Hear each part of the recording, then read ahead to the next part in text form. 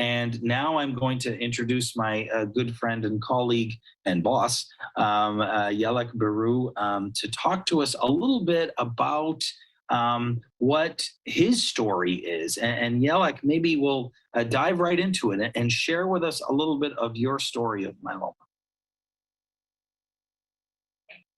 Thank you, Dr. Joe. For those of you I haven't had the pleasure of meeting yet, I'm sure at some point I'll meet you in person when we get past this virtual thing. My name is Yelak Biru. In November of last year, the board of the International Myeloma Foundation appointed me as president and CEO of the foundation, and I currently serve at this incredible organization, president and chief executive officer. For those of you who don't know who the IMF is, the IMF is the first and only international organization focused solely on solving the complex myeloma equation of improving the quality of life of myeloma patients while working towards prevention and the cure.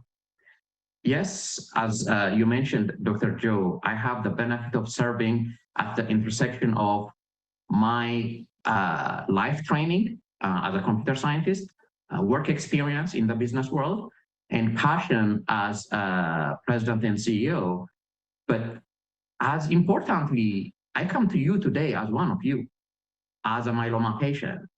Having been a myeloma patient for the last 27 years, diagnosed in 1995 at the young age of 25 and told I would be dead before I reached my 30th birthday.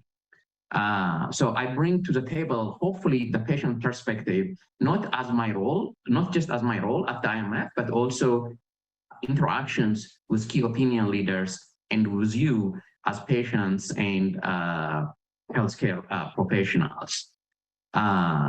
And my family and IMF have traveled this path with me, which hasn't always been a straight path. But the 10 factors you mentioned, Dr. Joe, especially the timely diagnosis, access to treatment, and diagnosis age are near and dear to me. Because when I was diagnosed, I just went to the doctor for a cough that wouldn't go away. And I was told I was very anemic. At that time, I was severely underinsured, opened the yellow book, so this was pre-Google, and went to a doctor that I just pointed on my finger on the yellow book app. And he said, kind of know what is going on. Give me blood and I'll give you a call in a few days and let you what's going on. Literally 3 days later, he called me at the place where I was doing internship as a young graduate student. And he said, hey, Yelak, I have the results of your blood work. You have multiple myeloma. It is not curable. It is highly treatable. Come to my office and we will discuss what your next steps are.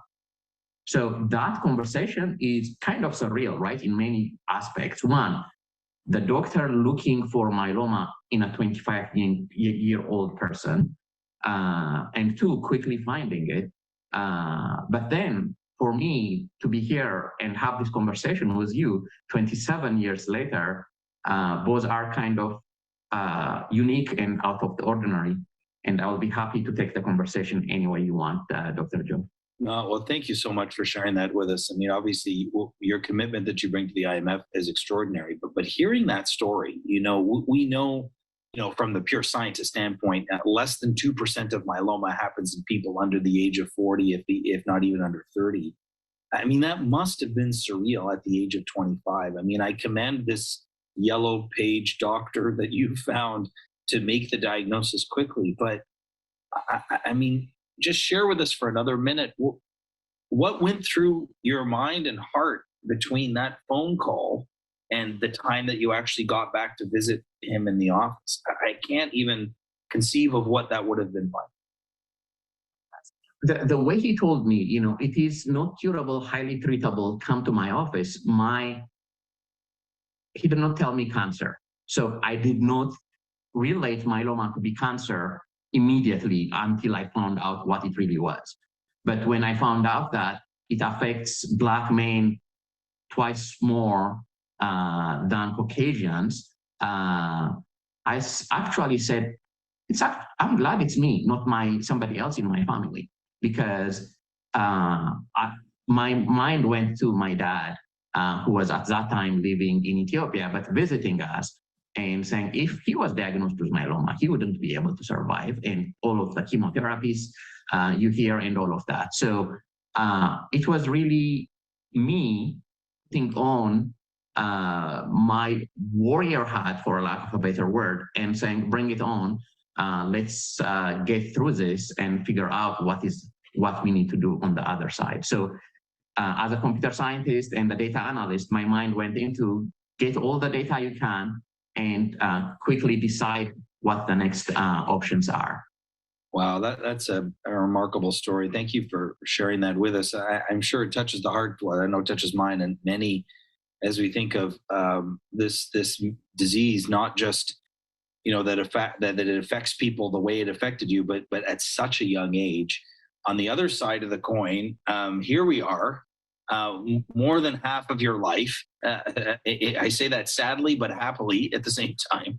You've been living with myeloma for over 27 years. And before I let you go, I want you to tell us a little bit about the hope that you see in myeloma, not only being a 27-year survivor. We're going to also hear about another over 20-year survivor in Michael Tui in a few minutes, but and how you see that hope going forward, because we have people listening in today that obviously have different forms of myeloma, and sometimes people just simply cannot live that long with myeloma. But what message of hope can you bring to our audience today? When I was diagnosed, the only thing that was available was high-dose chemotherapy, followed by another high-dose chemotherapy and a transplant. And if Dr. Osmani had me at that time, he would probably have me go through a second transplant or a tandem transplant immediately, assuming it could be curative for a young patient like me. Today, there are over 15 approved drugs for the treatment of multiple myeloma. So that by itself, how much the field of myeloma has come is really significant.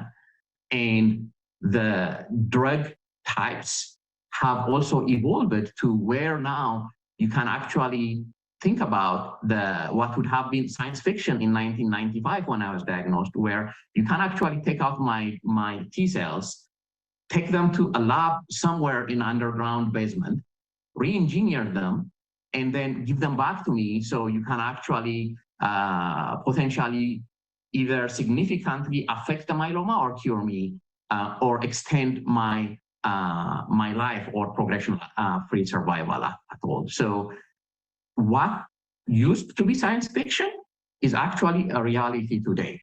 And my message is to continue to have hope surrounded by action, so we can actually continue to live and take advantage of the next scientific and technical breakthrough in the treatment of multiple myeloma. And one day, hopefully, we can actually achieve what we all aspire, the cure for multiple myeloma.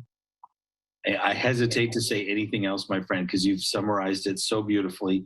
I may have to get you to give the talk on relapse myeloma at some point, because the way your description of CAR T-cell therapy was fantastic, and we will hear more about that. But thank you so much for all that you do for the IMF, in particular, what you do for us on a daily basis, and the hope that you bring to the patients listening in today. So thank you very much for that. For those of you who've been listening so far and thinking, okay, well,